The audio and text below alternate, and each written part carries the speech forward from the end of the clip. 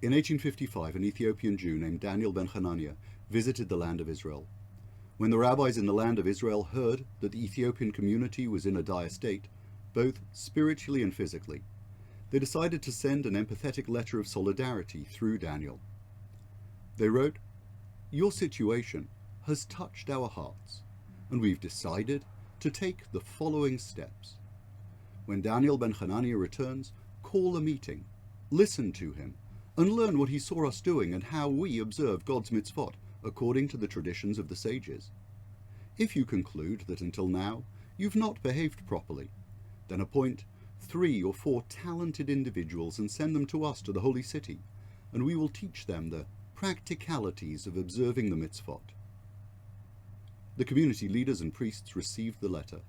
They saw there was an opportunity, but they feared the threat to the foundations of their tradition, which dated back over 1,000 years. The Ethiopian narrative traced them back to the reign of King Solomon. Confident of their path, they sent a reply that rejected the attempt at external interference.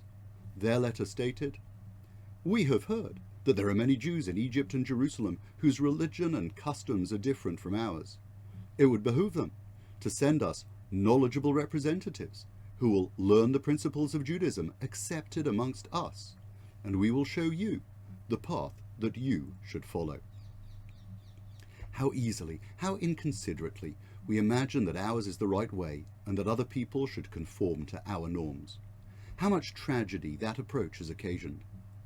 I'm worried that we're living on the precipice of a new age of rage. There is vitriol in the Twitter sphere, violence on the streets. People are angry, and there's a lot to be angry about. It is dangerous when slogans and sound bites supplant reasoned discussion. They create polarities, dividing families and communities. In a world where so many things are supposed to be non-binary, the language of discord has become very either or, very one or the other. It does not help anyone that there are professional rage-mongers whose mission is to destabilize this community or that, peddling conspiracy theories and deflecting from real issues. There's also a fair amount of what has been labelled whataboutery, where a legitimate comment about injustice here is subverted. What about the injustice and equality there? An example of this is when we discuss the statues of historical characters who were persons of distinction and philanthropy, slavers and abusers. It is patently offensive to descendants of Africans, so many killed and treated brutally even before they were kidnapped, traded and shipped into service, that the profiteers of slavery have monuments to their contributions to society. Whataboutery is when I ask, what about all the other statues that celebrate generals and warmongers of antiquity? Where do we draw the line? Or ask about the descendants of Africa who've been educated and even had scholarships funded by the trust funds of slavery. Whataboutery is a sleight of hand. It hurts people. It is salt in a wound when they see monuments to the perpetrators of the tragedies of their history and culture. For a long time, Jews didn't walk under Titus Arch in Rome because it was a celebration of the destruction of Jerusalem and the enslavement of its population. To this day, there is hostility to the composers who supported the Nazis.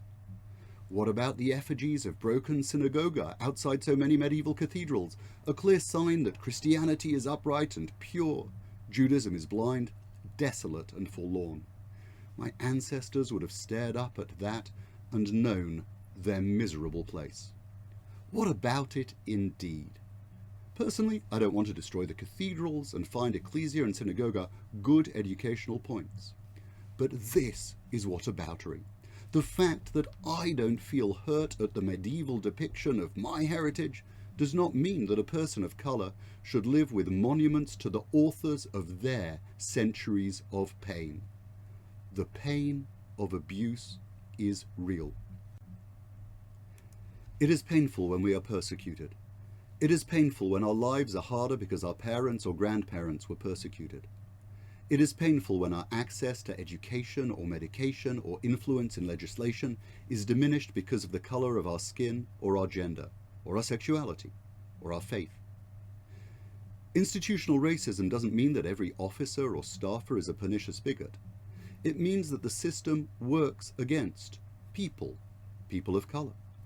And sometimes, however liberal and fair we may imagine ourselves to be, our system and our defence of it causes real pain to people whose lives matter. Just to spell it out, sometimes our innate prejudices blind us to the suffering of others. Sometimes what we take for granted is not open to them. Sometimes when we imagine they could or should do this or that, we are not offering good advice.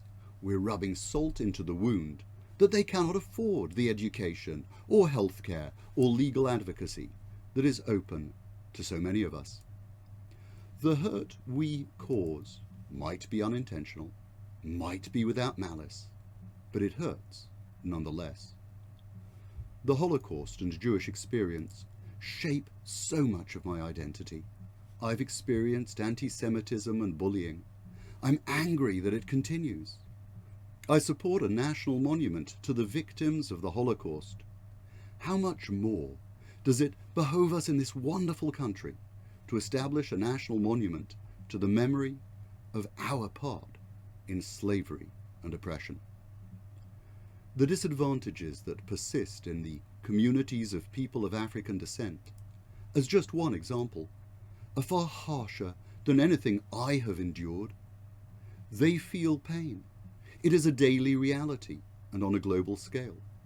The disproportionate numbers of shootings and slayings of people of colour makes them truly fearful, and the world stands by. Who cannot be angry at a system that does not look to redress wrong after wrong after wrong? In case it's lost in my verbosity, the murder of George Floyd and the murder of many others are an insidious evil. He was unarmed. He posed no risk. The treatment was disproportionate to any suggested wrong he may have committed. Statistically, to the point of near certainty, it would not have happened, could not have happened so brazenly had he been a white man. And that is institutional racism. It's true that there are ragemongers and a multiplicity of historic wrongs. It's true that one national or cultural narrative presents a very different array of heroes and villains to another. But none of that is an excuse for racism, sexism, bigotry. That every culture has had its villains does not justify the vilification of any people. Historic wrongs do not justify injustice to people born in innocence today. We should be striving to build societies which offer equality of opportunity. The Torah mandates the sabbatical remission of debts, the end of debt servitude, and the jubilee redistribution of land so that poverty is not perpetuated. The Talmud even says that the failure to honor the Jubilee year occasioned the destruction of the temple and the exile from the land. We should be striving to build societies which offer equality of opportunity. In Pirkei Avot, we learn that Sinat HaBriot is Motzi Ha'adam min ha'olam. Hatred of people takes a man or woman from the world. Hating is a terrible thing. I'd hate to be thought of as a hater. The Tiferet Yisrael explains that hatred is the harm we inflict when we do not reach out with kindness, when we have the opportunity to better someone's life. Gosh, that's a high bar. The Bartanura and others say that the Mishnah includes when we are so unfeeling that others come to hate us. Where we are unjust, we own the hatred we engender. That takes not you and me from the world, but Ha'adam, the very spiritual essence of humanity with which God infused creation. The Torah tells us that we were born of a common ancestor so that none might claim superiority. Let us not say, change who you are, learn to behave properly, and you can join us, which is what the Jews of Jerusalem said to the Jews of Ethiopia. Theirs too was an ancient tradition. They too could assert, change who you are, learn our ways, and you can join us. Rather, let us journey together and build a caring society and a better, fairer world. And that means de-escalating hatred and fear. It means acknowledging the other's heartfelt pain. Shabbat Shalom.